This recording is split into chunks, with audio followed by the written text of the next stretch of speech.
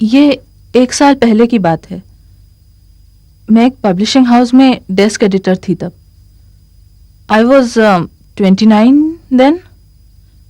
मेरे बॉस एक शादीशुदा व्यक्ति थे जिनकी उम्र कुछ 40-45 साल की रही होगी।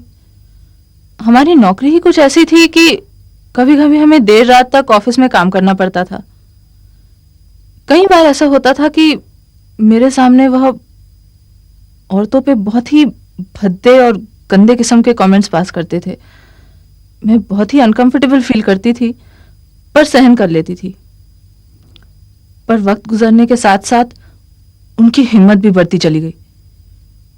वो बहुत ही अश्लील तरह के पोर्नोग्राफिक स्क्रीन सेवर्स मेरे कंप्यूटर में डाल देते थे, और हर सुबह जब मैं ऑफिस जाती थी तो मेरे मेल कलीग्स इंतजार करते थे कि कब मैं कंप्यूटर खोलूं और कब वो उन तस्वीरों के मजे ले सकें।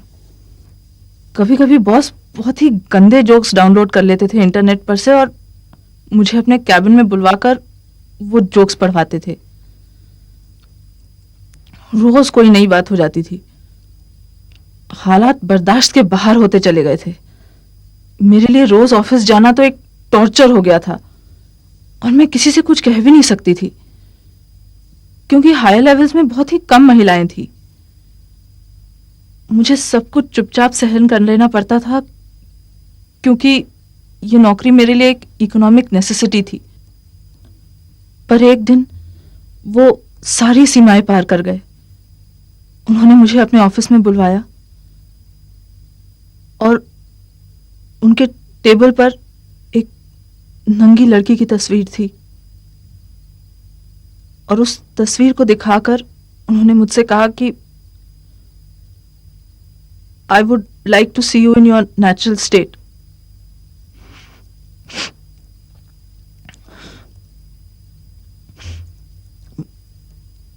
मुझे नौकरी छोड़नी पड़ी, और मैं करती भी क्या।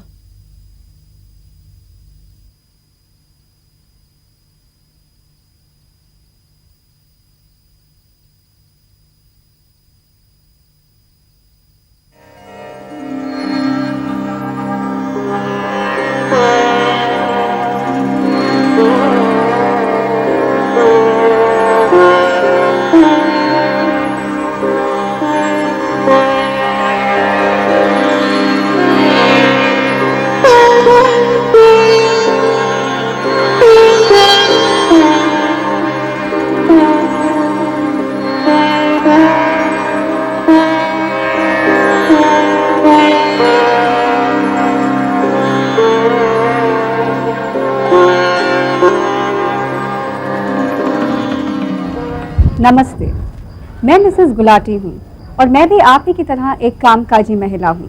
मैं रोज़ काम पर जाती हूँ और लगभग आधा दिन वहाँ पर गुजारती हूँ। इसलिए चाहती हूँ कि मेरी काम करने वाली जगह एकदम सुरक्षित हो, भेदभाव रहित हो और वहाँ मैं इज्जत से अपना काम कर सकूँ। पर क्या ऐसा संभव हो पाता है?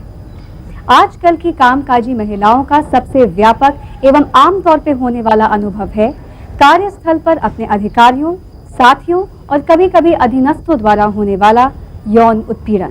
कोई भी व्यवहार जो यौन या यौनिकता से संबंधित हो और जो इच्छा के विरुद्ध हो रहा हो, उसको अब हम यौन हिंसा के नाम से पुकार सकते हैं या जान सकते हैं। 13 अगस्त 1997 को भारत के सर्वोच्च न्यायालय ने यौन उत्पीड़न के मामले में एक फैसला सुनाया जिसे विशाखा गाइडलाइंस के नाम से जाना जाता है। विशाखा गाइडलाइंस के अनुसार यौन उत्पीड़न में शामिल है शारीरिक संपर्क या छेड़छाड़ करना, यौन संबंधी मांग या आग्रह करना, अश्लील संकेतों वाली टिप्पणियां करना, अश्लील सामग्री या चित्र दिखाना, अश्लील प्रकृति का कोई अन्य अस्वीकार्य शारीरिक, मौखिक या गैर मौखिक आचरण।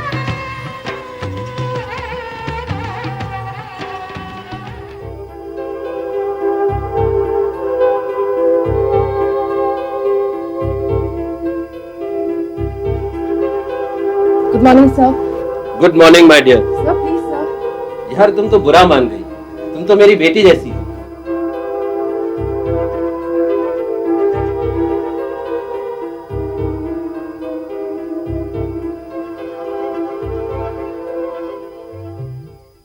The Vishaka guidelines, one of the Vishakha guidelines में सबसे महत्वपूर्ण चीज है शिकायत समिति का गठन। किसी भी सरकारी, गैर सरकारी, सार्वजनिक और निजी संस्था में एक शिकायत समिति का होना जरूरी है। इस समिति का प्रमुख किसी महिला को होना चाहिए और समिति की कम से कम 50% सदस्य भी महिलाएं ही हों। समिति में संस्था के बाहर के लोग जैसे किसी गैर सरकारी संस्था के सदस्य भी हो सकते हैं। ये समिति स्वतंत्र और निष्पक्ष हो। शिकायत का बिना किसी भेदभाव के निपटारा हो। कमेटी उस संस्था के दबाव से मुक्त रहे। समिति अपने कार्यों का लेखा जोखा वार्षिक रिपोर्ट में देगी। इसके अलावा कमेटी को दी जाने वाली सारी जानकारी या सामग्री गोपनीय रहेगी। इसलिए यदि कोई महिला समिति में शिकायत दर्ज कराती है तो उसे इस बात की चिंता नहीं करनी चाहिए कि बाद में यह सबके सामने उजागर होगा। ये समिति एक समय सीमा में बंधी हुई है। If they speak about anything, any kind of sexual harassment, will it be a public knowledge and any embarrassment that can be caused because of that? The complaints committee has to also act promptly. It can't just keep a complaint lingering. It has to decide within 6 months of the complaint having been made. The remedy under the guidelines is also time bound. Vishakha guidelines के अनुसार नियोक्ता की जिम्मेदारी है कि वे यौन उत्पीड़न को अपराध माने, यौन उत्पीड़न के बारे में नीति बनाएं, उसे प्रचारित करें, सेवा नियमों में आवश्यक संशोधन करें, शिकायत समिति बनाएं जो समयबद्ध हो और गोपनीयता रखे। उसकी अध्यक्ष व 50% सदस्य महिलाएं हों। गैर सरकारी संगठन समिति में अवश्य हों। पीड़ितों व गवाहों को संरक्षण दें और यदि मामला आपराधिक हो तो पीड़ित की पूरी सहायता करें।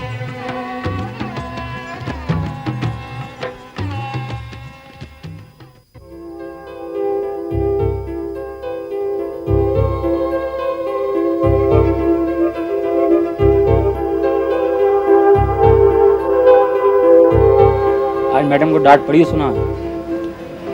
यार कर भी क्या सकते हैं, इन्हें तो बस बच्चे पैदा करने आते हैं।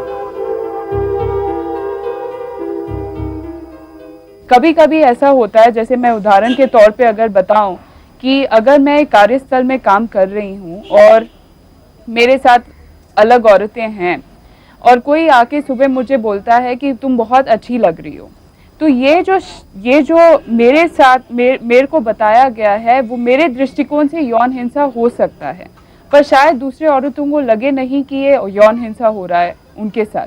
पर अब जो कानून कहता है वो यही कहता है कि मेरा तो जो दृष्टिकोण है या मेरा जो सत्य है वही माना जाएगा।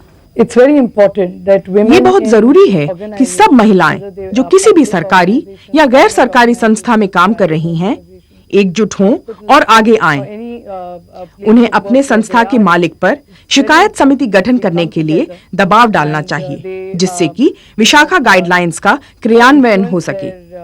Employers to set up such a complaint committee as the guideline in the Vishaka case provides.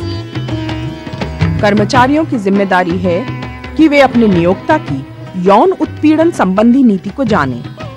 शिकायतों को तुरंत शिकायत समिति में दर्ज कराएं। समिति न होने पर गठित करवाने का दबाव डालें। बातचीत करें व सबूत संभाल कर रखें। हीन भावना से ग्रस्त न हो। अपराधी आप नहीं हैं। उत्पीड़क को स्पष्ट कहें या लिखें कि वह बाज आए। यदि आपके साथ यौन अपराध भी हुआ है तो अपनी डॉक्टरी जांच कराएं। आइए अब हम मिलते हैं महिमा से, जो दिल्ली के लाला राम स्वरूप टीबी हॉस्पिटल में एक नर्स हैं।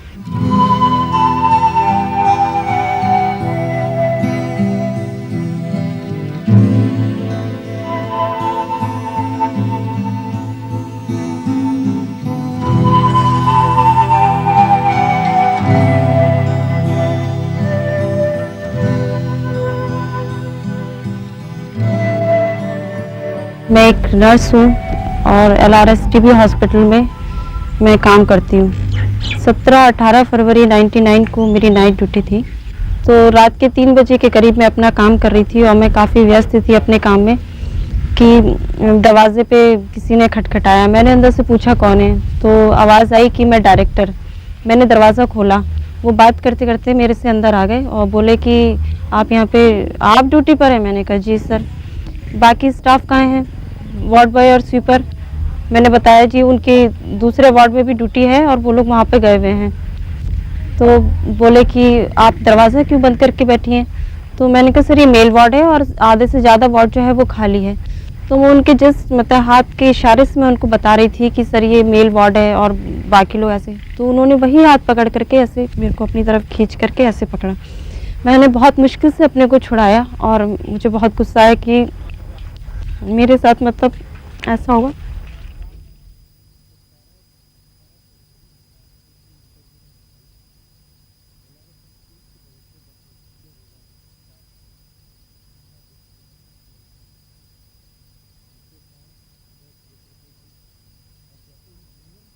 सत्तारह 18 फरवरी 99 की इंटरवीनिंग नाइट में LRS इंस्टीट्यूट के डायरेक्टर डॉक्टर ने स्टाफ नर्स महिमा बिष्ट के साथ बदतमीजी की। उसके उपरांत सुबह पुलिस रिपोर्ट हुई और जैसे ही यूनियन को ये बात पता लगी तो यूनियन ने अपना एक कर्तव्य समझा कि सेक्सुअल हैरेसमेंट जैसा गंदा काम अगर किसी भी व्यक्ति ने किया है तो उसको सजा दिलाने के लिए कम से कम यूनियन को सामने आना चाहिए। इसी बात को मद्देनजर रखते हुए अस्पताल कर्मचारी पंचायत लाला Ram Swaroop institute of tuberculosis ने अपना आंदोलन प्रारंभ किया और 6 महीने तक संघर्ष करते करते संघर्ष जुलाई में अपनी चरम सीमा पर पहुंचा, जब इस यौन शोषण की शिकार महिमा बिष्ट ने अनिश्चितकालीन भूख हड़ताल पर बैठने का निर्णय किया। ये भूख हड़ताल तकरीबन 27 दिन तक चला। 10 दिन तक भूख हड़ताल निर्माण भवन पर चला और उसके उपरांत पुलिस ने अरेस्ट किया और जो सरकारी तंत्र होता है, जब भी कोई प्रोटेस्ट करो और जो दमनकारी नीति होती है, सरकार ने वो नीति चलाई। लेकिन उसके बाद भी दिल्ली अस्पतालों की यूनियंस चुप नहीं बैठी और अंततोगत्वा अस्पताल के डायरेक्टर को वहां से ट्रांसफर किया गया। लेकिन जब हम लोग आ गए फिर काफ़ी मतलब हमको राहत मिली और हमें लगा कि हमें शायद जस्टिस मिल गया है करके। लेकिन जब उसने सरकार ने और ने देखा कि सब कुछ शांत है, अब सब लोग अपने अपने काम में व्यस्त हो गए, क्योंकि हमारा एक काम पेशेंट्स की सेवा करना भी है, तो काफ़ी टाइम हमें अपने आप को भूलना पड़ता है जबकि हम ड्यूटी पर हैं। और सब लोग अपने काम में लग गए कि भी चलो अब जो हुआ है वो भी चला गया है और हमारी जो स्टाफ है उसको भी न्याय मिल गया है। हम लोग अपने अपने काम में लग गए। तो इसका फ़ायदा उठा करके उन लोगों ने फिर से उसको दोबारा से वहाँ पे भेज दिया कि शायद ये लोग अब चुप हो गए, अब कुछ बोलेंगे नहीं। और जब से वो दोबारा से आया फिर से अब आप सोचिए कि मैं कैसे वहाँ पे काम करें। रोज़ मुझे नई नई मतलब धमकियाँ देता है वो, और कभी मीन्स पैसों का लालच भी देता है। अब आप सोचिए कि क्या एक इंसान की, एक लेडी की इज्जत के पैसों से वापस आ सकती है। लेकिन चाहे मैं आज अकेली हूँ, मैं आज भी दृढ़ हूँ और खड़ी हूँ मैं, और कोर्ट में मैंने केस डाला है। मुझे उम्मीद है कि कोर्ट से मुझे इंसाफ मिलेगा और चाहे कुछ भी हो, मैं इसकी ना धमकियों से डरूंगी और ना ही मैं अपने इस जो मैंने ये ठानी इस फैसले को मैं मतलब तोड़ूंगी कि मुझे न्याय मिलना है और मैं लेकर रहूंगी। हालांकि डॉक्टर को अपने पद पर वापस बुला लिया गया है, वो चैन से नहीं बैठ पा रहे हैं, मीडिया से अपनी नजरें छुपाते फिरते हैं और फिलहाल उनके लिए यही सजा है।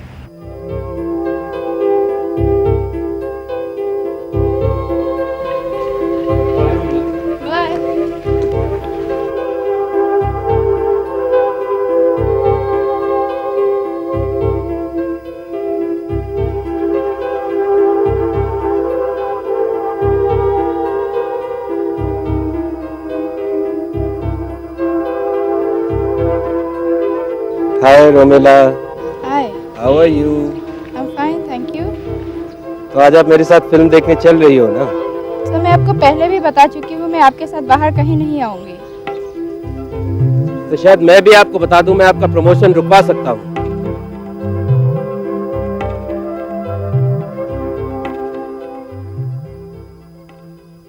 कभी कभी ऐसे भी होता है कि यौन संपर्क के लिए दबाव या प्रेशराइज किया जा सकता है औरतों को, और ये काफ़ी सिचुएशंस में होते हैं।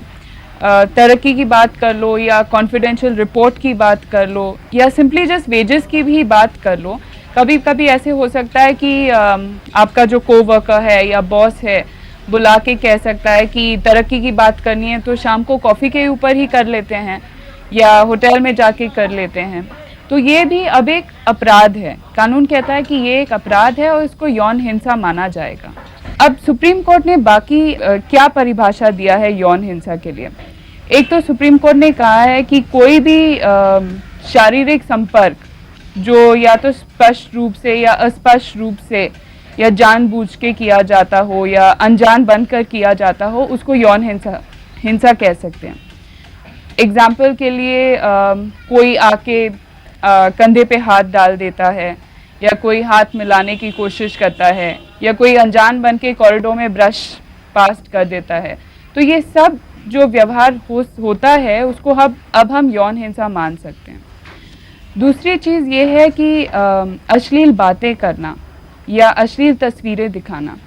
अब उदाहरण के लिए कभी कभी होता है कि दो लोग जो हमारे साथ ही काम करते हैं खड़े हुए हैं और अपने में ही जोक कर रहे हैं, अपने में ही बातें कर रहे हैं, पर अश्लील तरह की बातें कर रहे हैं और हम भी उसी कमरे में बैठे हुए हैं।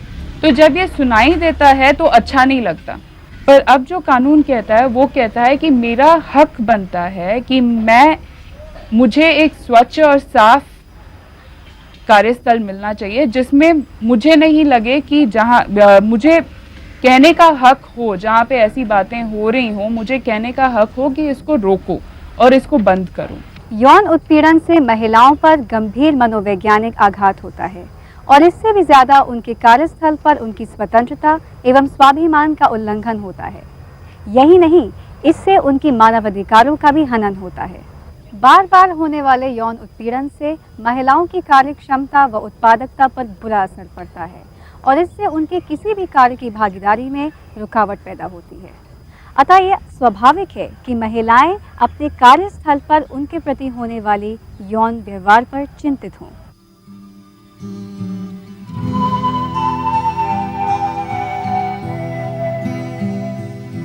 आइए मिलते हैं जस्टिस सुजाता मनोहर से, जो राष्ट्रीय मानव अधिकार आयोग की सदस्य हैं।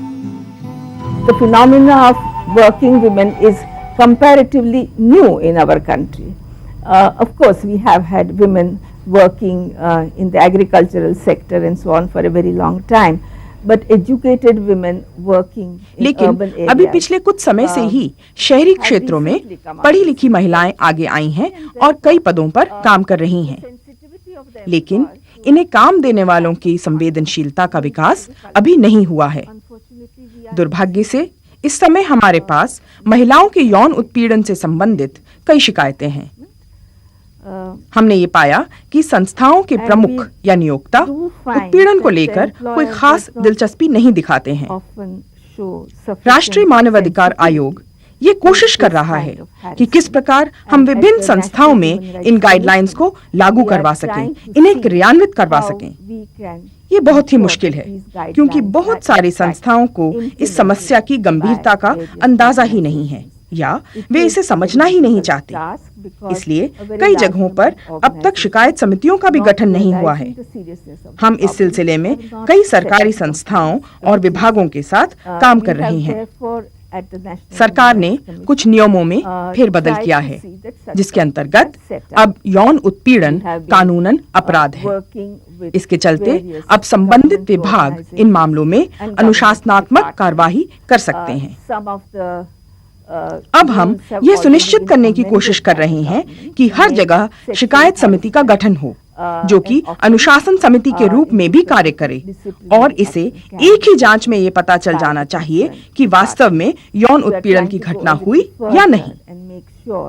that the complaints committee should itself be constituted in such a manner that it functions also as a disciplinary committee.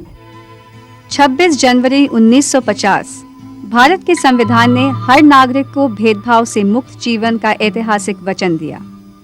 25 जून 1993 महिलाओं के खिलाफ हर तरह के भेदभाव उन्मूलन के संयुक्त राष्ट्र के सिद्धांत यानी सीरो को भारत सरकार ने स्वीकार किया।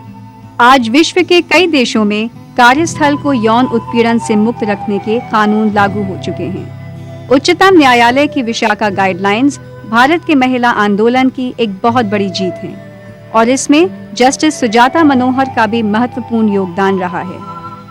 अब हम मिलते हैं मौलाना आज़ाद मेडिकल कॉलेज के कुछ डॉक्टर्स से जिनके साथ ऐसे ही कुछ घटना घटी। उस दिन उन्होंने एक पेशेंट एग्जामिन करते हुए मुझे एक कमरे में बंद कर दिया उस पेशेंट के साथ, और जब बाद में उनसे पूछा गया कि उसकी क्या वजह थी तो उनका जवाब था, I just wanted to teach you a lesson. I don't know, मुझे नहीं पता वो हम लोगों को किस तरह का लेसन टीच करना चाहते थे। पिछले 1 साल से कुछ ना कुछ रोज हो रहा था, कभी हमारी फिजिकल अपीयरेंस के ऊपर, कभी हमारे बर्ताव के ऊपर, कभी हमारे आने जाने के टाइम के ऊपर, हर चीज़ पर कुछ ना कुछ पर्सनल कमेंट थी।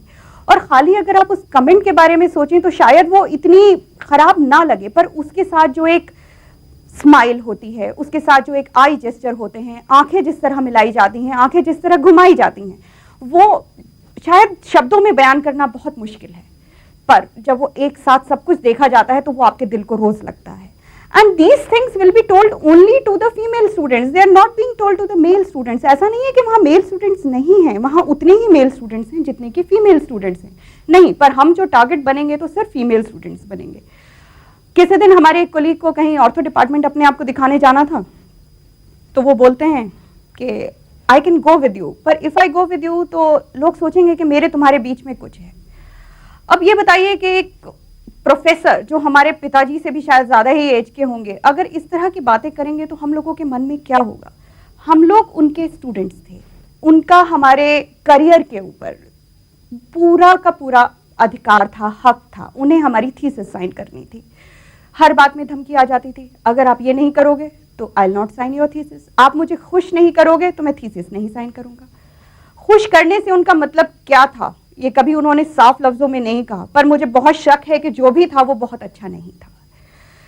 हम 5 लोग थे, रोज सुनते हम लोग भी एक तरह से सोच रहे थे जैसे सभी सोचते हैं कि 3 साल हमें निकालने हैं, निकालते हैं और अपने अपने काम पे जाते हैं आगे, इनसे ना कभी मिलना है ना कुछ बात करनी है। पर एक वक्त ऐसा आया कि जब लगा कि अगर हम ये सब कुछ सहन कर लेंगे, और जिस सोशल स्टेटा को हम लोग बिलोंग करते हैं, हम डॉक्टर्स हैं, हम पोस्ट ग्रेजुएशन करने आए हैं, जो हमने अपने पढ़ाई से अपनी मेहनत से लिए, उन्होंने हमें नहीं दी है, उसके बावजूद अगर हम ये सब सहन करते हैं तो ये गलती हमारी है। महिला डॉक्टर आगे आई, और न केवल वो आगे आई बल्कि अस्पताल के डॉक्टर और मेडिकल कॉलेज के छात्र सबने मिलकर संघर्ष किया। लगभग 10 दिन तक 1996 में मौलाना आज़ाद मेडिकल कॉलेज बंद रहा, हड़तालें हुई, और उस हड़ताल को, उस सामूहिक संघर्ष को सरकार केवल एस्मा लगवा के ही तुड़वा सकी। उस संघर्ष का नतीजा हुआ कि डॉक्टर के ऊपर केस बना, लेकिन लड़ने वाले छात्रों और डॉक्टरों पर भी केस बना। इसमें यह भी ध्यान देने की बात है कि उन डॉक्टरों के सामूहिक संघर्ष का ही परिणाम था कि केस दर्ज हो सका, और छात्रों और डॉक्टरों पर जो केस बना था वो लगभग 4 साल के बाद सरकार उन केसों को वापस लेने पर मजबूर हुई। डॉक्टर ने भी अपने पद का दुरुपयोग करते हुए, अपना फायदा उठाते हुए तमाम सरकारी अफसरों को बहुत प्रभावित करने की कोशिश करी, और जब उनका ट्रायल चल रहा था कोर्ट के अंदर तो सरकार की तरफ से अर्जी आई कि वो मुकदमे को वापस लेना चाहते हैं। मुकदमा वापसी की सुनवाई के दौरान डॉक्टर ने मजबूर होकर, जब उन्हें ये लगा कि अब लगभग सभी चैनल्स इस्तेमाल हो गए हैं, तो उन्होंने सभी शिकायतकर्ताओं से माफ़ी मांगी। He agreed to give us unconditional apology। वो लिखित में हमें देने को तैयार हो गए कि जो कुछ उन्होंने किया वो गलत था, वो इस बात को मानते हैं कि उन्होंने जो कुछ किया वो गलत था। इस पूरी लड़ाई में जो हम लड़ सके, जो हम इतनी हिम्मत से लड़ रहे थे, वो इसलिए क्योंकि पूरा फैमिली सपोर्ट हमारे पीछे था। My husband was so supportive कि मुझसे ज़्यादा शायद उन्होंने काम किया है। अगर आप भी यौन उत्पीड़न की शिकार हैं और आपकी कोई सुनवाई नहीं हो रही है, तो आप इन संगठनों से मदद ले सकती हैं।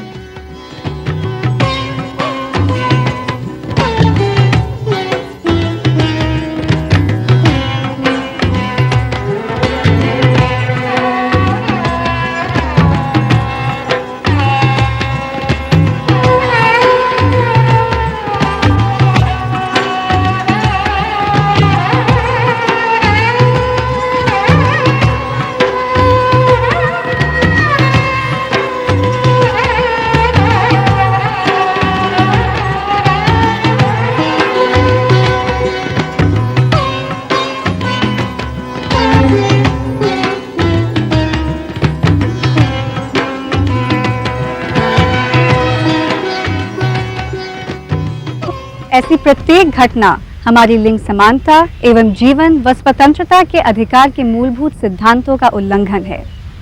किसी भी महिला द्वारा अपने कार्य एवं व्यवसाय का संचालन इस बात पर आधारित होगा कि उसे अपने कार्य संचालन में कितना सुरक्षित वातावरण मिलता है। निसंदेह ऐसा सम्मान एवं सुरक्षा उपलब्ध कराने के लिए एक संवैधानिक नियम एवं सम्मानजनक वातावरण बनाने की आवश्यकता है और उसे क्रियान्वित करने की जिम्मेदारी हमारी संसद एवं उसकी नीतियां लागू करने वालों पर रहती है। परंतु जब तक महिलाएं स्वयं जागृत होकर संगठित रूप से अपने सहयोगियों के प्रति होने वाले इस उत्पीड़न की लड़ाई में साथ नहीं देंगी, तब तक ये कानून मात्र कागजों पर ही लिखित रह जाएंगे।